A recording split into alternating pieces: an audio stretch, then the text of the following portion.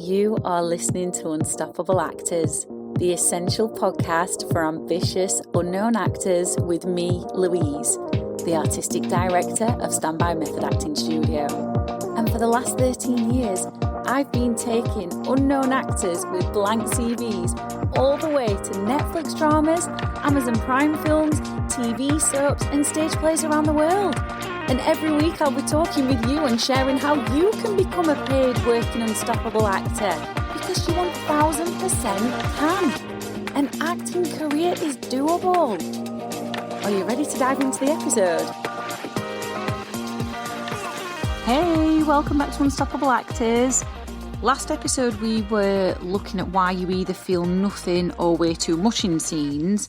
And today we're taking that a step further into something that shows up in almost every single actor's work, but almost never gets properly explained. And that is gripping versus thinking. We're also going to be looking at why most of the feedback that actors get around this is just, honestly, not helpful.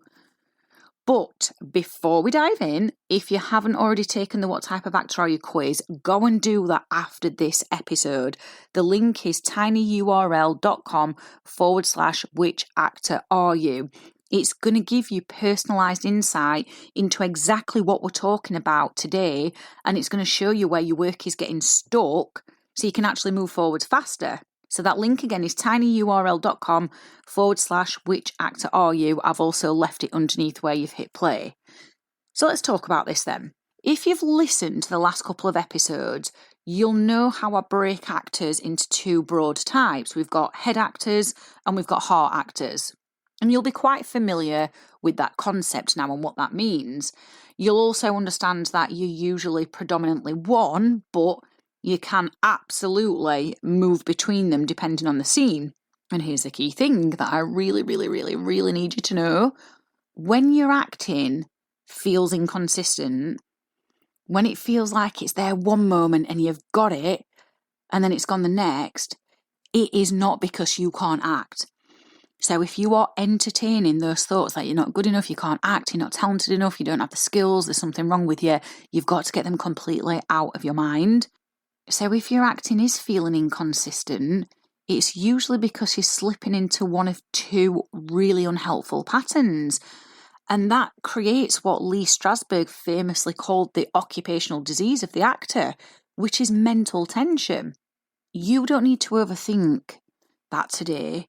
You just need to know this. Mental tension blocks connection. And when it kicks in, scenes stop flowing. So here's what's really happening underneath it all. Head actors tend to think the scene and heart actors tend to grip the scene. And I want to show you what this means because we've got thinking or gripping in scenes.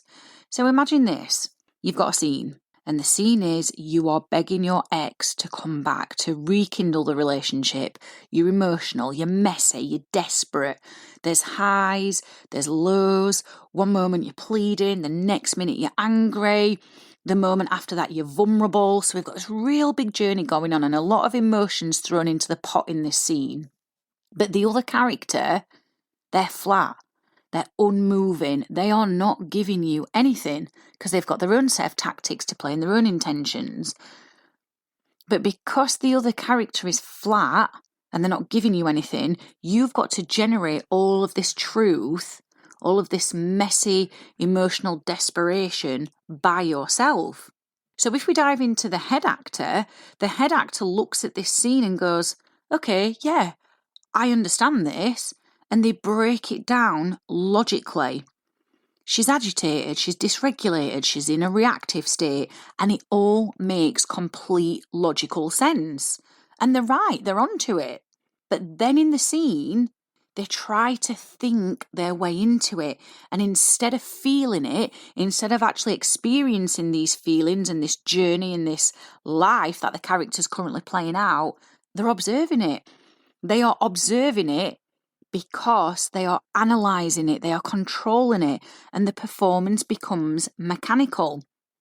Now, it's not wrong, it's just disconnected. Because thinking about emotion and thinking about what the character's experiencing is not the same as actually experiencing it.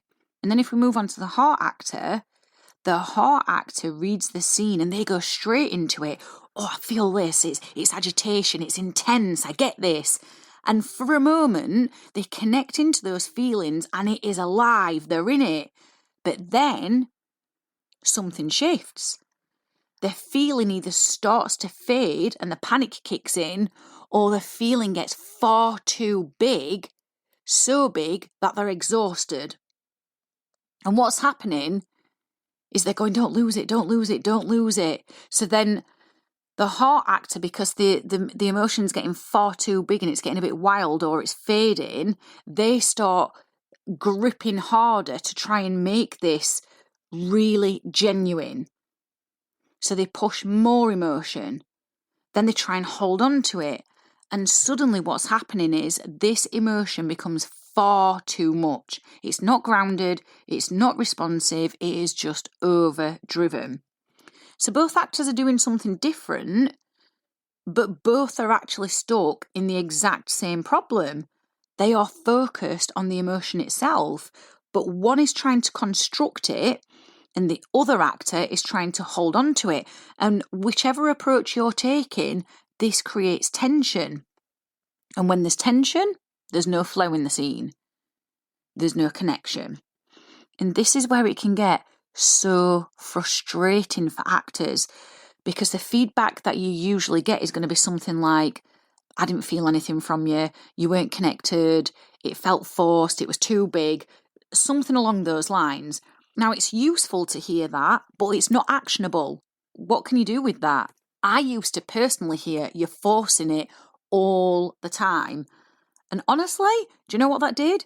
It literally just made me try harder, which then made my acting worse, because nobody was actually telling me what I was doing internally to cause the force and the push. So here's the first shift I want you to take away from this episode. I want you to stop trying to feel the emotion harder and stop trying to think your way into the emotion, because both of those keep you stuck. Instead, the work is about noticing, and you start noticing to begin with. Am I thinking this scene or am I gripping this scene? They are the only questions you need to ask yourself when you are disconnected, because that awareness alone is huge.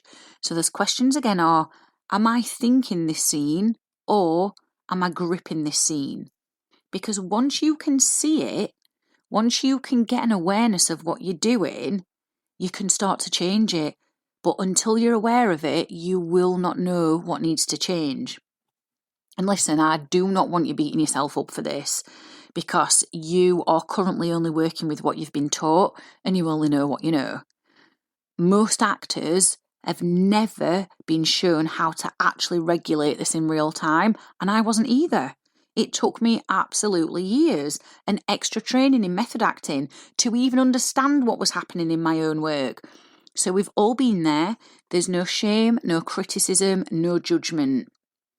But if you do want to get a grip on this, no pun intended, then I need you to go and take the What Type of Actor Are You quiz, because it is going to help you understand whether you lean into your head or your heart. And it is also going to help you understand how that is showing up in your acting and what's actually getting in your way right now. And then at the end, if you want to get your hands on the method acting exercises that help you make your next performance your best performance and get an equal balance of head and heart, so you can be authentic and genuine, then you'll get 3 method acting exercises that are designed to start shifting this straight away. And it's not theory, it's actual practical tools. So you can go and take the quiz for free. The link is underneath where you've hit play, or you can go to tinyurl.com/which actor are you. And if you do take the quiz, come and tell me what you got over on Instagram, because I absolutely love seeing it. I love connecting with you. And honestly, I share them a lot on Instagram because casting directors and industry people are watching our profile. So don't sleep on that. Take advantage of that. And before you go, If you are enjoying the podcast, it would mean the absolute world to me if you left a quick rating, because it really helps me know what's landing for you and what to create more of. And next episode, we're going to get even sharper. We are going to be going into the exact signs that you are disconnected in scenes and the one mistake actors keep mistaking for not being good enough. So I'll see you there. I've absolutely loved hanging out with you, and I really hope you found this episode inspiring. If you have, please do rate the podcast and hit follow so you never miss an episode, and I can help more actors like you. And come and join one of the most supportive, uplifting acting communities on socials, the Unstoppable Actors Facebook group, where you'll get your weekly injection of inspiration, networking, and receive your free Method Actors handbook so you can become an unstoppable actor.